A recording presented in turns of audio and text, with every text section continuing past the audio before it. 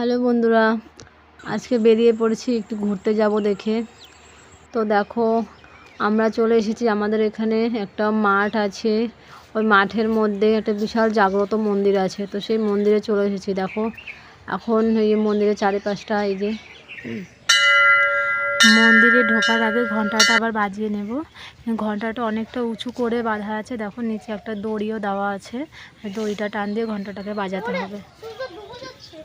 তো তারপরে দেখো, এটা হচ্ছে, এইখানে হচ্ছে ঠাকুর আছে। বাবু ওর বাবাকে জিজ্ঞাসা করছিল যে বাবা এখানে এগুলো কি লেগে আছে।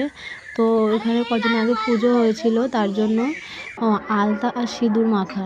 এই দেখো এখানে কদিন আগে যে পুজো হয়েছিল, এই দেখো থান, মায়ের থানটা কত সুন্দর করে ফুল ফুল দিয়ে সাজানো হয়েছে, দেখতে কিন্তু বেশ খুবই ভালো লাগছে। এই যে ঠাকুর মশাই ঘোরাঘুরি করছে, এদিকে আরেকটা ঠাকুর মশাই আছে, খুব সুন্দর করে সাজিয়েছিল চারিদিকটা। এই যে ঠাকুর মশাই নিজেকে এসে প্রণামী সাজাতে পয়সা দিল। এবার যে এখানে একটা নার্সারি আছে পাশে, নার্সারিতে খিচুড়ি খাইয়েছিল, সেখান থেকে আমরাও খিচুড়ি প্রসাদ খেয়েছিলাম লাইন দিয়ে দাঁড়িয়ে। আবার এরা উঠবে, তারপরে আমরা বসবো, আমরা ওদের পেছনে দাঁড়িয়েছিলাম। তারপরে তবে যাই হোক, সেদিন তো ভালো করে অতটা ভিডিও করতে পারিনি। এই দেখো ঢুকতেই এটা তুলসী মন্দির।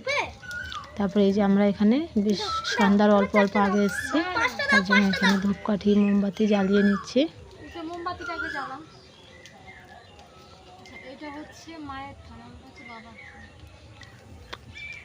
তারপরে এই যে মোমবাতিগুলো জ্বালিয়ে নিচ্ছিলাম, কিন্তু এত হাওয়া বইছিল যে মোমবাতিগুলো বেশি সময় জ্বালাতেই পারিনি। জাস্ট ধরিয়েছি, একটুখানি করে জ্বললো আর অমনি নিভে যাচ্ছিল। যে আমার থেকে আমার ছেলেও নিয়ে নিয়েছে ধূপকাঠিগুলো, এখন ও দেখাবে। এই দেখো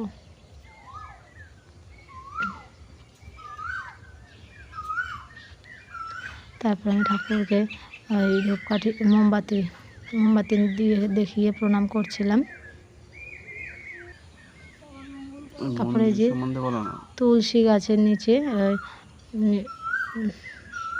ধূপকাঠি পুঁতে দিলাম। এই যে এখানে দেখো কতগুলো গাছ, এই বট গাছ আর কি কি গাছ আছে, বিশাল বড় গাছ, দেখতে খুব ভালো লাগে।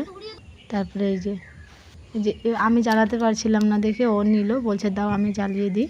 এইখানে আমি সব জায়গায় প্রদীপ জ্বালিয়েছি, এই গাছটাতে দুটো জ্বালিয়েছি, মহাদেব ঠাকুরের কাছে আমি দুটো জ্বালিয়েছি। দেখো ঠাকুরের ত্রিশূল, এটা আমি আপনাদেরকে কাছে গিয়ে দেখাচ্ছি, একটু দেখে নেন, খুবই সুন্দর ডিজাইন। এই দেখেন আমি ঘন্টা বাজাবো। এই পাশে কত সুন্দর অনেক রকমের ফুল গাছও লাগানো আছে। এই দেখো এটা হচ্ছে সাদা জবা গাছ, খুব ভালো লাগছে দেখতে। সাদা জবা সচরাচর দেখা যায় না, এটা হচ্ছে লজ্জাপতি গাছ, কত বড় গাছটা। এবার সুন্দর করে আলপনাও দেওয়া আছে, এখানে পুজোর দিন আলপনাও দিয়েছিল। এবার আমি এখান থেকে একটু সিঁদুর নিয়ে নিলাম আঙুলের মাথায়, নিয়ে এবার সবাইকে সিঁদুরে টিপ পরাবো, তাই এই যে ওকে পরিয়ে দিচ্ছি। তারপরে এই যে আমি আমার বাবুকে পরিয়ে দেবো।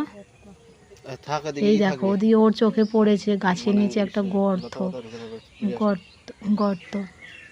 তারপরে এই যে ওকেও পরিয়ে দিচ্ছি।